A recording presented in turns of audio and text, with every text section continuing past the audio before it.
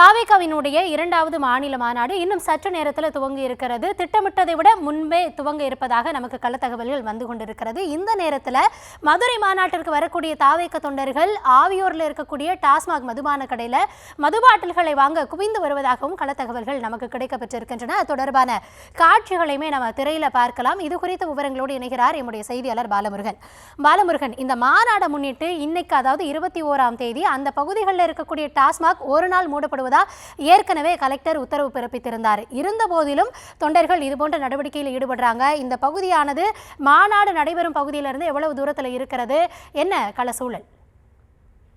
நிச்சயமாக தமிழக வெற்றி கழகம் சார்பில் மதுரை மாவட்டம் பாரபத்தி பகுதியில் மாநில இரண்டாவது மாநாடு நடைபெறுகிறது. இந்த மாநாட்டில் தமிழக வெற்றி கழக தலைவர் விஜய் கலந்து கொள்வதால் தமிழகம் முழுவதும் இருந்து தொண்டர்கள் சாரசாரையாக நடந்தும் காரிலும் வேகமும் வந்து கொண்டிருக்கிறார்கள். இந்த மாநாட்டில் 1.5 லட்சம் நாற்காலிகள் ஏற்பாடு செய்யப்பட்டு பல லட்சம் தொண்டர்கள் கலந்து கொள்வார்கள் என்று தாவேகா சார்பில் தெரிவிக்கப்பட்டிருந்தது. இந்த நிலையில் விருதுநகர் மாவட்டம் ஆவியூர் பகுதியில் சரியாக 12 மணிக்கு மதுபான கடை திறந்தவுடனே தாவேகா தொண்டர்கள் மதுபான கடைக்கு சென்று 500க்கும் மேற்பட்டோர் மதுபாட்டிலை வாங்குவதற்கு முண்டியடித்து வருகிறார்கள். இதனால் அங்கு பரபரப்பு ஏற்பட்டு இருக்கிறது.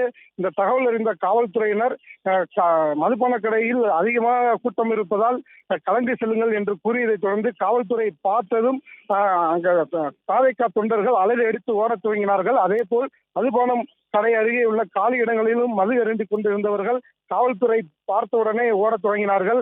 அவர்களையும் காவல்துறை துரத்தி சென்று அடிக்க பாய்ந்தார்கள். இதனால் அந்த இடத்தில் பரபரப்பு ஏற்பட்டிருக்கிறது. ஏற்கனவே மதுரை மாவட்ட ஆட்சியர் அவர்கள் மதுபான கடைகள் அடைக்கப்படும் என்று, அதாவது திருமங்கலம் அந்த மாநாடு நடைபெறும் பகுதியில் இருக்கக்கூடிய மதுபான கடைகள் விடுமுறை என்று அறிவித்தார்கள்.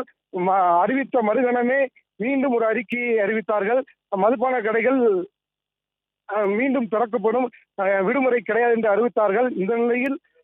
இந்த நிலையில் தாவேகா தொண்டர்கள் முண்டியடித்து மதுபான பாட்டில்களை வாங்கி வருவது சர்ச்சையை ஏற்படுத்தி வருகிறது. ஏற்கனவே தாவேகாவினுடைய கட்சி தலைமை எந்தெந்த நடவடிக்கைகளில் எல்லாம் ஈடுபடக்கூடாது அப்படின்னு தொண்டர்களுக்கு அறிவுறுத்தி இருந்தார்களோ அத்தனையிலும் தொண்டர்கள் ஈடுபட்டு கொண்டிருக்கிறார்கள். அது தொடர்பான காட்சிகளையுமே நம்ம பார்த்து கொண்டிருக்கிறோம். உங்களுடைய கள தகவல்களுக்கும் நன்றி பாலமுருகன்.